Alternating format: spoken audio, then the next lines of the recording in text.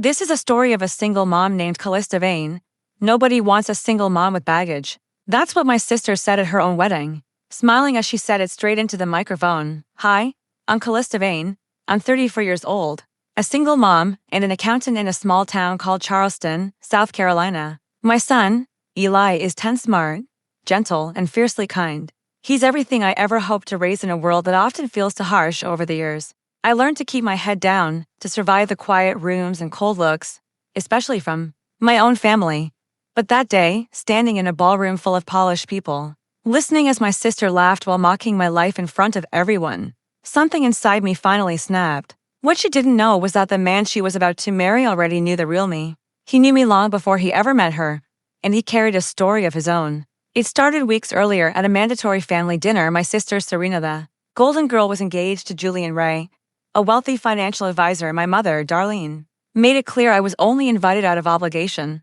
"We didn't ask you to be a bridesmaid, dear," she said, eyeing my simple clothes. "With your situation," that word made it sound like my son and I were a blemish on their perfect image. But Julian was different. He barely looked at Serena. Instead, he focused on Eli, asking him about his school science project and treating him with a kindness Eli rarely received in that house. Later that evening, as I was organizing our SVPs in the study, Julian walked in. He studied me with warm, familiar eyes. "Did you ever volunteer at Memorial Children's Hospital?" he asked. I froze. "Yes," I said quietly. "A long time ago. I used to read to the kids." His voice softened. "My sister Lauren was there. You read to her. You sang to her. She called you Sunshine Girl. She said you made the hospital feel safe." In that moment, everything shifted. He wasn't just Serena's fiancé anymore. He was a brother who had watched his sister fade away, and I was a woman who had once made her smile. In the weeks that followed, Julian began showing up in small, meaningful ways. He checked on wedding details just to talk to me. He asked about Eli. I saw it in his eyes. He was beginning to see Serena for what she really was. Polished on the outside, empty underneath. Meanwhile, Serena dumped every wedding task on me: dress fittings, seating charts, emotional meltdowns. I handled it all while she treated me like hired help. And then the wedding day arrived. It was extravagant, cold, and perfectly matched my family's hearts. During the reception, Serena took the microphone for her speech. "I want to thank everyone," she said sweetly, then locked her eyes on me. "Especially my sister Callista. I really admire her for raising a child alone. It takes courage, especially when no one has ever really loved you." The room went silent. Then she laughed, sharp and cruel. "She's still on the market, folks. Anyone looking for secondhand goods with a bonus kid?" Laughter rippled through the room. My mother cackled loudly. My stomach clenched as Eli squeezed my hand. Trembling, I stood up, ready to leave, desperate to get my son away from their poison. Then a chair scraped loudly across the floor. Julian stood. He walked over and gently took the microphone from Serena's hand.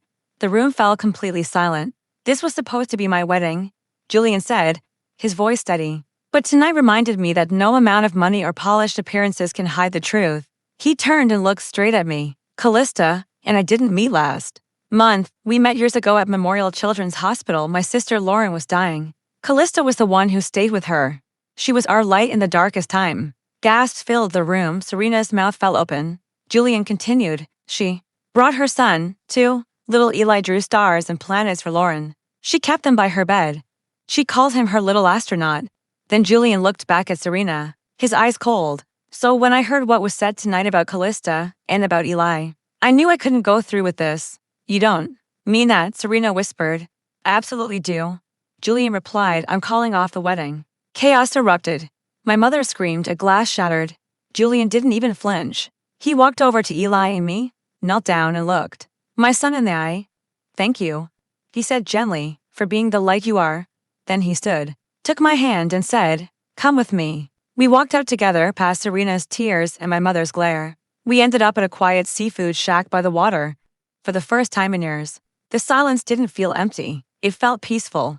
A year later, my life barely resembled the one I'd known. Serena and Darlene faded into the background, her reputation destroyed by the scandal my mother pretended never happened. I opened my own financial office and Eli thrived, confident, happy, and finally secure with Julian, who never left. On Christmas Eve, with Eli asleep beside the tree, Julian handed me a small box. Inside was a vintage emerald ring. "This belonged to Lauren," he said softly. "She told me to give it to someone who reminded me what love really means." He looked at me. "That's you, Callista. Will you marry me?" I looked at the ring, then at the man who saw me long before I ever saw myself. Yes, I whispered. Healing is a strange thing. You don't notice it right away. It doesn't arrive with fireworks or applause. It's quieter like a door you forgot was locked, suddenly opening for years. I thought survival was the best I could hope for. I believed if I stayed quiet, stayed useful, stayed small, maybe I'd earn a scrap of kindness. I thought love had to be paid for with sacrifice. I was wrong. Real love, the kind that heals and lasts, isn't about proving your worth. It's about being fully seen and still being chosen. When Serena mocked me at her wedding, I could have let it break me like all the other times. I could have walked away, carrying the same cruelty my family had handed me for years. But that moment, public, humiliating, painful, became something else. It became a line in the sand. And on the other side of it stood Julian, choosing truth over perfection. Beside us stood Eli, my son, my anchor, my reason. I don't know what the future holds, and I don't expect life to be easy just because I finally stepped into the light. But I do know this: I have a home now, not just walls and a roof, but a place where we laugh, argue with fairness, and let each other be human. I have work that matters, a son who shines, and a man who never asked me to shrink. Serena once called me secondhand, but secondhand means lived in, tested, and strong. I'll take that any day over being shiny and hollow. And if you've ever been told you weren't enough, weren't wanted, or weren't worth it, know this was never true. You were always more than they saw. You were always worth choosing. I see you, and I hope one day you see yourself too.